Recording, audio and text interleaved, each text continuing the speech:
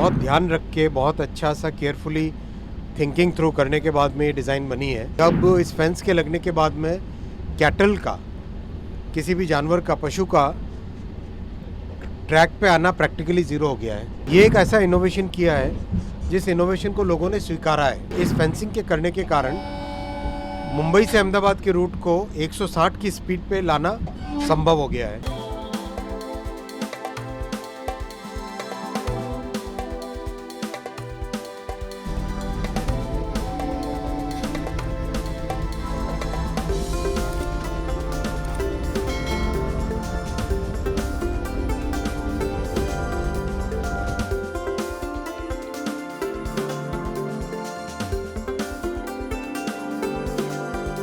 ये एक बहुत ही इनोवेटिव डिज़ाइन है फेंसिंग की, जिसमें बहुत ध्यान रख के बहुत अच्छा सा केयरफुली थिंकिंग थ्रू करने के बाद में ये डिज़ाइन बनी है। इस डिज़ाइन को पूरा मुंबई से लेके अहमदाबाद तक के रूट में लगाया गया है।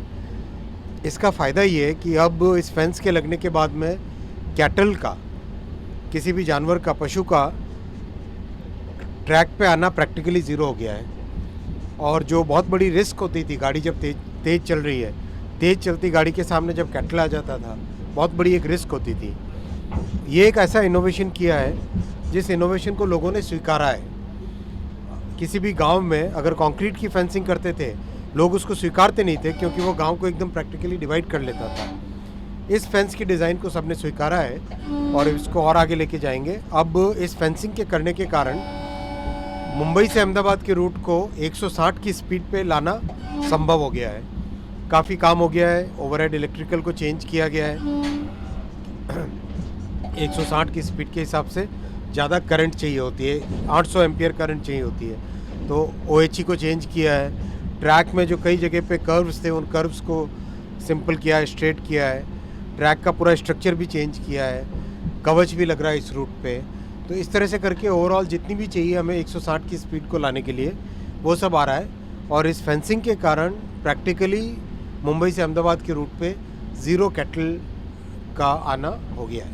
सर, अभी आप जो बता रहे हैं कि 160 किलोमीटर पर आवर के हिसाब से जो है ट्रेन चलाने की कोशिश की जा रही है। इतना अगर बेसिक रिक्वायरमेंट्स हम कहें कि टेक्निकल इसमें, तो क्या क्या होती है जिसके चलते 160 पर आराम से ट्रेन चल सके?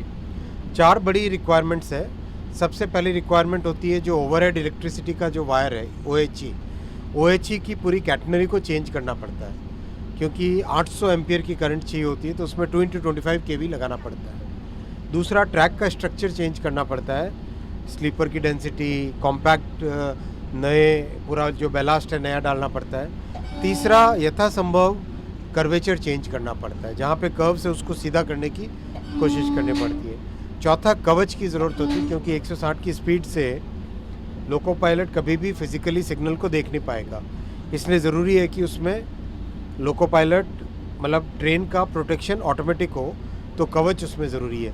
तो इस तरह से 4-5 चीज़ें हैं जिससे कि 160 पॉसिबल होता है। सर, जब वंदे भारत चलाई गई थी तो कैटल टर्नओवर के केसेस बहुत आए थे इस रूट पर, तो इस फेंसिंग से कितना परसेंट असर पड़ा है? ज़ीरो हो गया, 100% असर पड़ गया। तो ये दूसरे रूट पर भी इसको आप अब दूसरी जगह भी लगाएंगे।